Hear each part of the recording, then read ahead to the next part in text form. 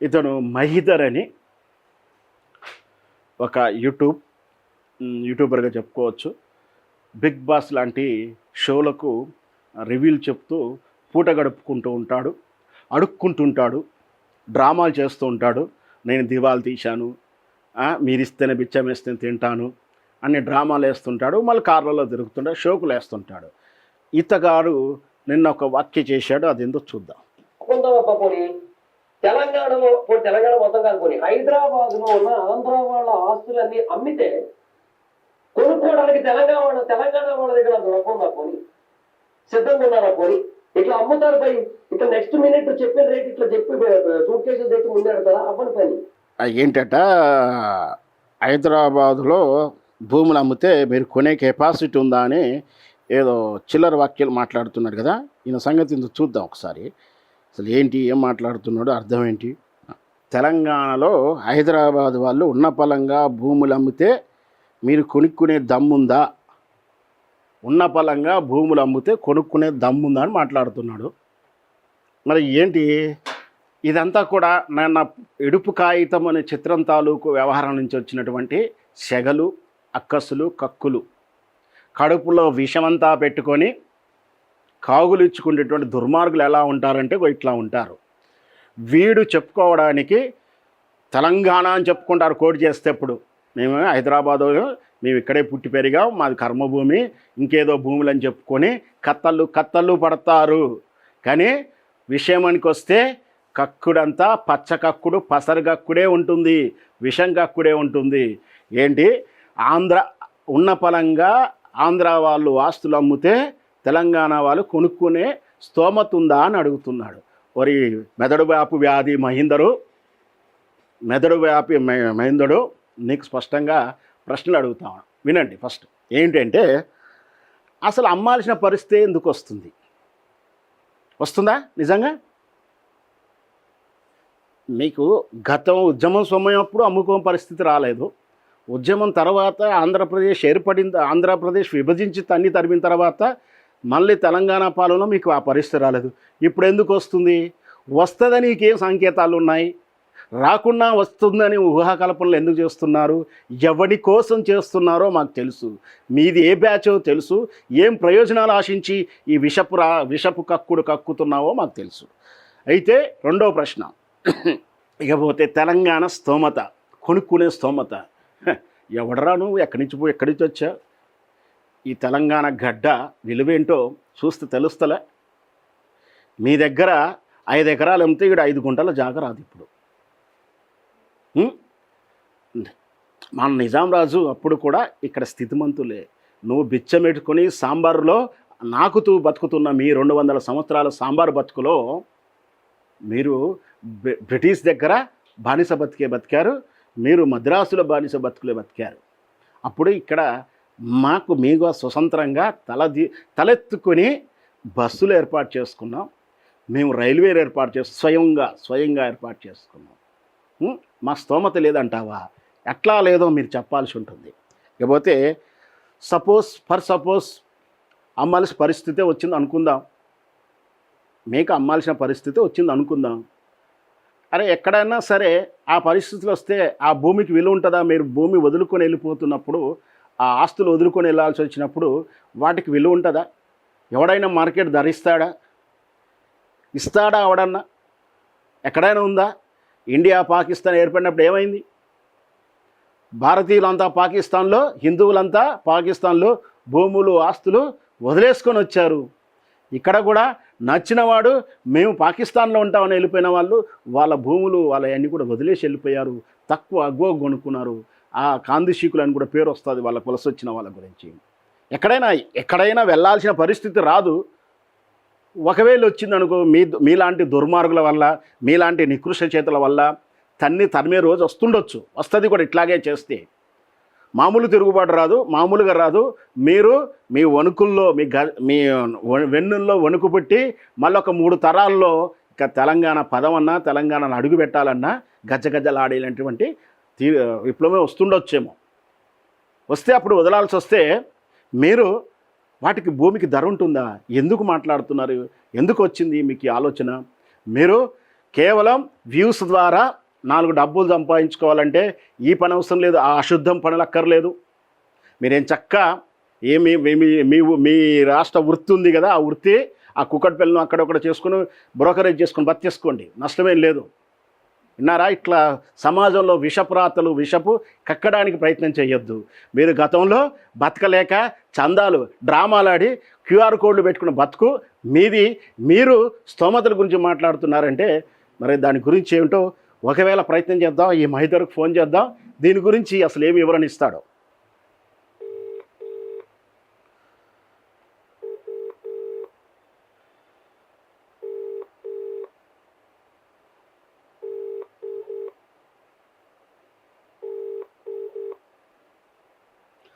Phone సహజంగా ఎత్తారు, అర్థమైపోయింది బ్యాండ్ బాజా ఉంటుందని.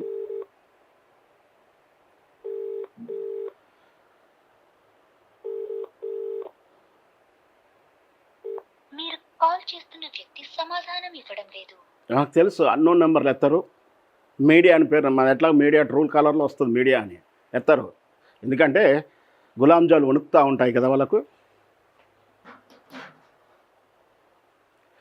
ఇకపోతే దీని విషయంలోనే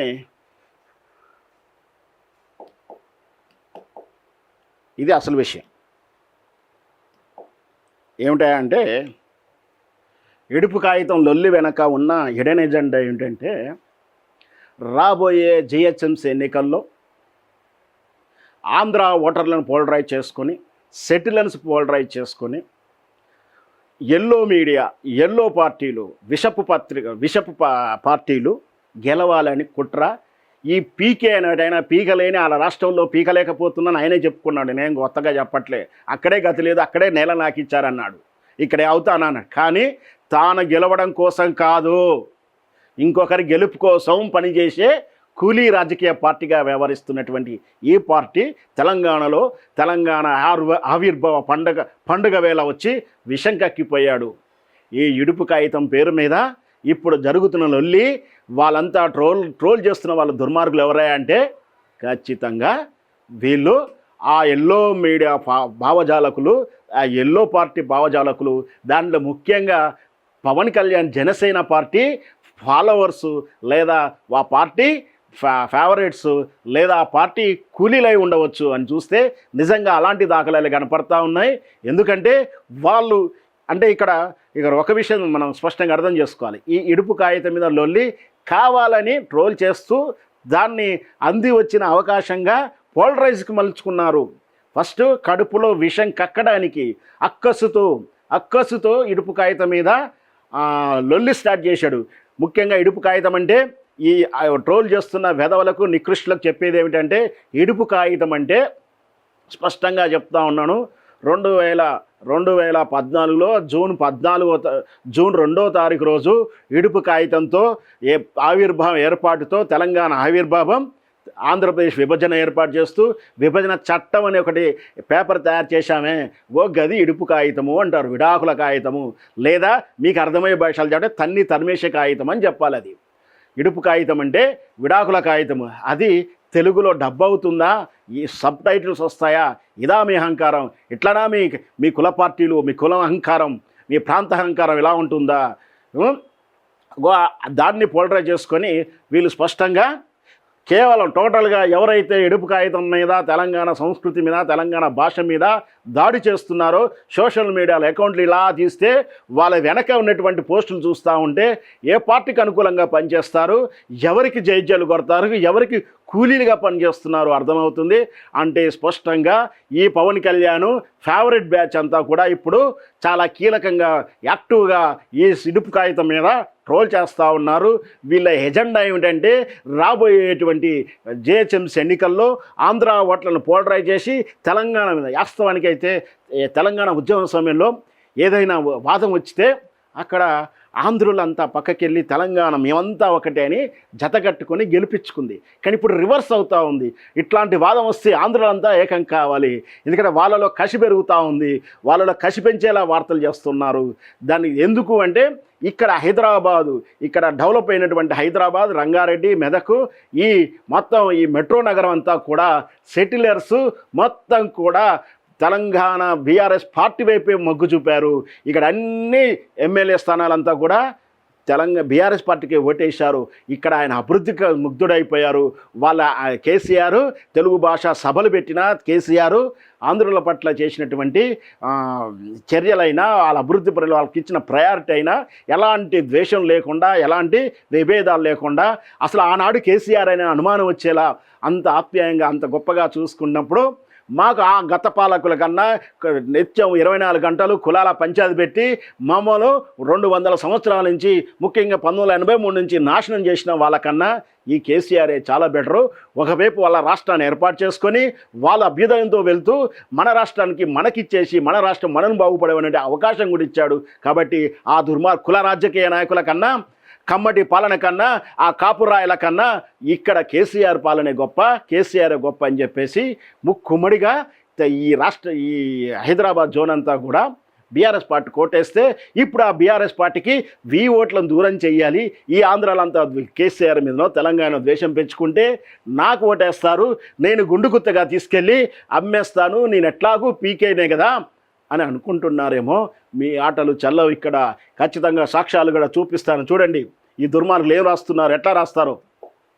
ఈ నికృష్టుడు వీడు కడుపుకు అన్నం తింటాడో అశుద్ధమే తింటాడో తెలియదు. నిజంగా అశుద్ధమే తింటాడు. నాకైతే వాళ్ళ డిఎన్ఏ మీద కూడా అనుమానాలే ఉంటాయి. వాళ్ళ ప్రవర్తన తీరు విషయంలో డిఎన్ఏ అనుమానం, మళ్ళీ వాళ్ళ డిఎన్ఏ అనుమానం ప్రవర్తన తీరు విషయంలో ఉంటుంది.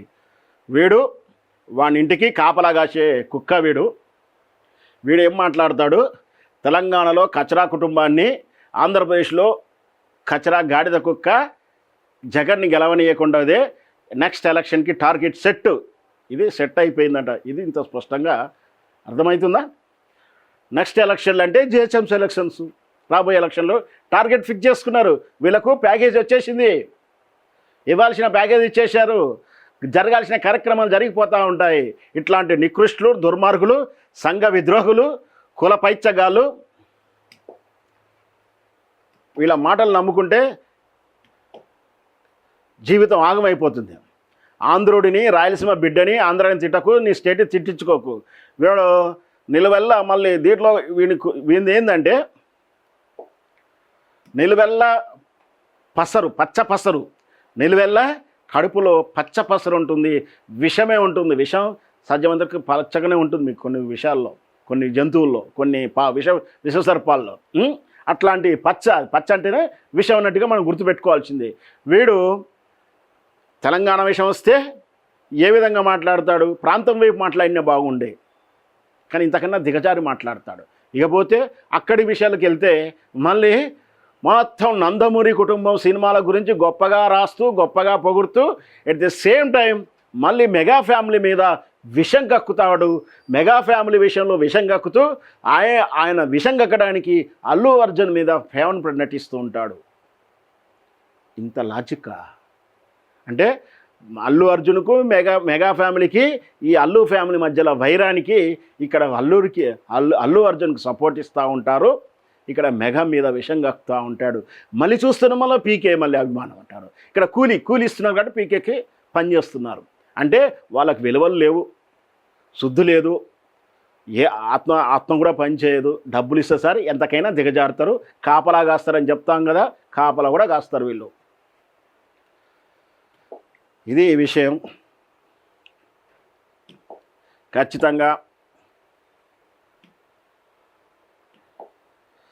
ఖచ్చితంగా మళ్ళొకసారి మహీధర్కి ట్రై చేద్దాం, ఏమంటాడో చూద్దాం.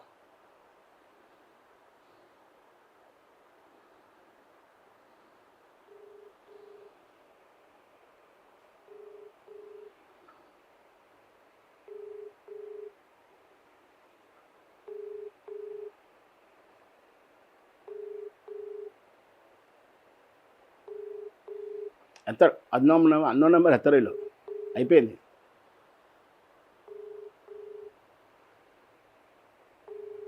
ఇప్పుడు తిరిగ్గా రిప్లై ఇస్తారు, లేకపోతే లేదు. ధైర్యం లేదు వీళ్ళకు, మాట్లాడటానికి కూడా ధైర్యం ఉండదు. వీళ్ళకు మాట్లాడటానికి కూడా ధైర్యం ఉండదు. ఇట్లాంటి వాళ్ళు కెమెరాల ముందు కూర్చొని పిచ్చి పిచ్చి వాగు మాట్లాడుతూ ఉంటారు.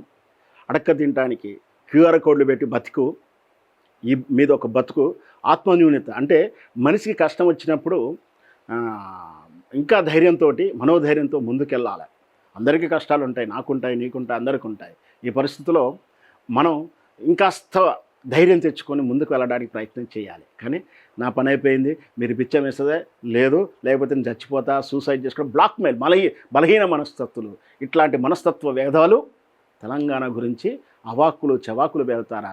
నువ్వు ఏం చదువుకున్నావు? కనీసం సమాజాన్ని చదువుకోవాల్సిందే. నువ్వు ఇంత వెధవ అని అంటే ఇప్పుడు నీకు చదువు చెప్పినటువంటి గురువులను ఎవరు, వాళ్ళ గురించి ప్రశ్నించాల్సి వస్తుంది. నిన్ను పెంచిన తల్లిదండ్రుల గురించి ప్రశ్నించాల్సి వస్తుంది. నీ చుట్టూ ఉన్న స్నేహితుల గురించి ప్రశ్నించాల్సి వస్తుంది. గురువు కనీసం జ్ఞానబోధన చేస్తాడు, తల్లిదండ్రులు సమాజం తత్వం తెలియజేస్తారు, ఈ స్నేహితులు మంచి చెడు విచక్షణ తెలియజేస్తారు. ఇవేవి తెలియకుండా ఉన్నారంటే నీ గురువు పట్ల నమ్మకాన్ని అనుమానం చేయాల్సి వస్తుంది, నీ తల్లిదండ్రుల పెంపకం పట్ల అనుమానం చేయాల్సి వస్తుంది, నీ స్నేహితుల పట్ల అనుమానం వ్యక్తం చేయాల్సి వస్తుంది. ఇట్లా నువ్వు ఒంటరిగా బ్రతుకుతున్నావా? ఇంత సైకోథెటిక్ ఆలోచన ఎలా వస్తాయి? మరి అశుద్ధం తింటేనే వస్తాయేమో కావచ్చు. మీరు ఇట్లాంటి పనులకు పురుగొల్పుకుంటున్నారు. మరి ఇట్లాంటి మళ్ళీ ఒకసారి రిపీట్ అయితే మాత్రం ఊరుకునేది లేదు. మీరు ఆ వీడియో ప్రైవేట్లో పెట్టినంత మాత్రాన మీరు కక్కిన విషం ఈ రాష్ట్రంలో సోషల్ మీడియాలో లేకుండా పోలేదు, వైరల్ అవుతూనే ఉంది. మీరు తత్క్షణం వెంటనే బేజాప్తుగా తెలంగాణ తల్లికి, తెలంగాణ నడిబొడ్డు మీద నుండి పాదాలు పట్టుకొని క్షమాపణ చెప్పాలి. మీరు దానికి మళ్ళీ ఏదో ఫీడ్బ్యాక్ ఏదో వీడియో కూడా చేసి దాంట్లో కూడా నీ అహంకారం అయితే కనిపిస్తూ ఉంది. నువ్వు చెప్పినది సంజాయిషిగా లేదు, మళ్ళీ ఛాలెంజ్లు విసురుతున్నట్టు ఉంది. నీ ఆలోచన ధోరణి మార్చుకోవాలి, నీ మైండ్ సెట్ మార్చుకోవాలి. ముఖ్యంగా ఇమ్మీడియట్లీ నువ్వు వెళ్ళాల్సింది మానసిక నిపుణుల దగ్గరికి వెళ్ళండి. మళ్ళీ వెంటనే నువ్వు మనిషి ఎలా బ్రతకాలి, మనిషి ఎలా మాట్లాడాలనేటువంటి ఓ పర్సనాలిటీ స్పీకర్ దగ్గరికి వెళ్ళండి. అప్పుడే నీ భవిష్యత్తు బాగుంటుంది, నీ పిల్లల భవిష్యత్తు బాగుంటుంది. బహుశా రీసెంట్గానే అంటే 2-3 years కింద పిల్లలు ఉండొచ్చు నీకు, మామూలు సమాచారం ప్రకారం. భవిష్యత్తులో నీకు పిల్లల జనరేషన్ ఉంటుంది. వాళ్ళ భవిష్యత్తు బాగుండాలంటే ఖచ్చితంగా నువ్వు జ్ఞానవంతుడిపై అయి ఉండాలి. నువ్వు జ్ఞానవంతుడు కావాలంటే ముందు మెంటల్ హాస్పిటల్ పోయి సైకాలజీ ట్రీట్మెంట్ తీసుకో, తర్వాత పర్సనాలిటీ డెవలప్మెంట్కి పోయి మనిషి ఎలా మాట్లాడాలి, ఏం వ్యవహారం చేయాలి అనేది తెలుసుకో. అప్పుడు మాత్రమే ఇట్లాంటివన్నీ కూడా ఇట్లాంటివి రాకుండా నీకు రిపీట్ అయ్యి నీ జీవితమే బాగుంటుందనేది నా సలహా.